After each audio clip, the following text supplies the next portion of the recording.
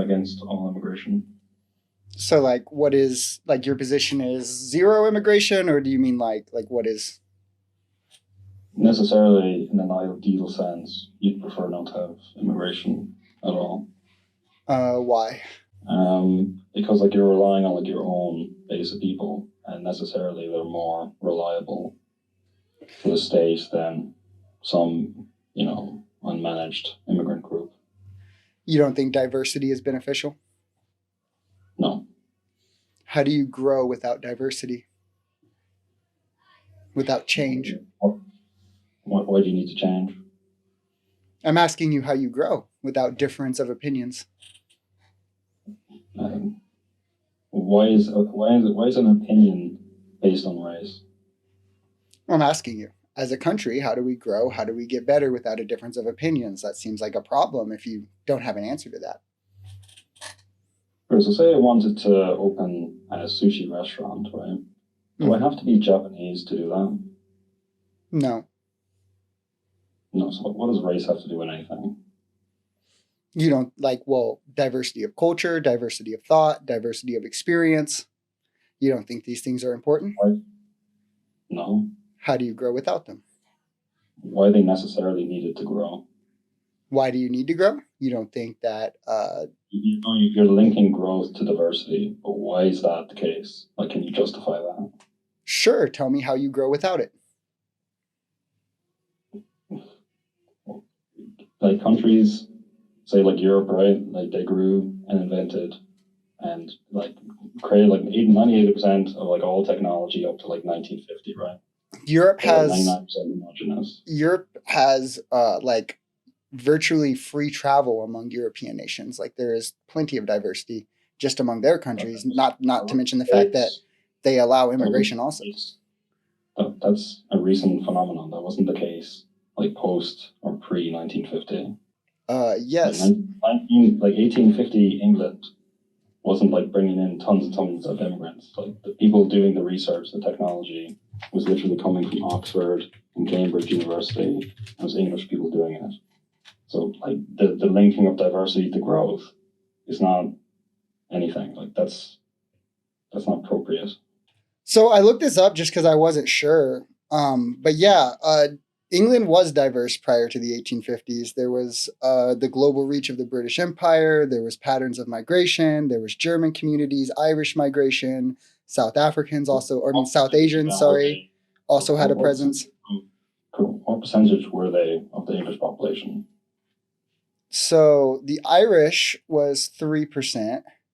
Germans had, Uh, what'd you say? what year are you looking at?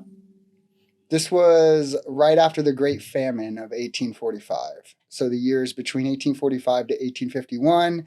And When you're then saying like Irish people, specifically, like that was when the migration started. And then by 1861, they had 3% of the population in England and Wales, and then 7% of the population in Scotland. sure. So like before the famine, right? Did England control the British Raj or not? I mean, I'm not sure about early 1800s history. I'll just tell you they did, right? And that's post or pre, like the Irish arriving. So what does that exactly say? Did the Irish make Are you saying that the England? early 1800s society in England is ideal compared to what we have today? 1850s England was the pinnacle of all society. It was like the number one industrial society with a population of 18 million people. They destroyed and controlled like 500 million Indians. So like the idea that they needed more Indian in England to make that happen is a ridiculous proposition. It's not appropriate to do that. In 1850, England faced significant issues like widespread poverty and harsh living conditions for the working class, marked by unsanitary housing and long work hours. You think this was ideal? Compared to what during the time? Well, comparatively to now, what they've grown through when they've become more diverse, what we've grown into. Like, wait, like compared to who? Like English. I'm asking you if you think the conditions in 1850 England. Like you have No, what I'm running. no, because you're missing the point. You're pointing to this society as if like we don't need diversity because look at how 1850s England was. Okay, well look how the conditions in 1850 England were compared to today. And it seems a lot better off today when they're a lot more diverse. So I don't know what you mean. And it also doesn't seem like they were doing very well. That's not your statement. Your statement is you need diversity to grow. Yes. And my point was clearly in Yes. 1850, when England was the #1 superpower, it didn't need diversity. When they to do had that. widespread poverty, harsh living conditions for the working, when they weren't doing well, yes. Want a modern example? When they were in a condition in which they needed to grow. Modern example in? When they were in a position in which they needed to grow, sure, right? They didn't need diversity to grow, right? Like China is the #1 country in the world, the largest GDP. It's 92% Han Chinese. And the other ethnic groups have been there for centuries. It doesn't need more Africans, more Ghanaians. Like Okay, Indians, I'm sorry. whatever. Yeah, sorry. You can also do it by severe oppression. You can force one class to grow while oppressing another class, because that's how it is in China, right? Those on the bottom haven't seen a lot of growth. They aren't experiencing a lot of GDP, right? So it's just about like, so what's grow to you mean? Define that. I think growth means to me what it means to anyone, what it would mean to you, right? It would be to progress. But you're saying you need diversity to grow. Define that growth, please.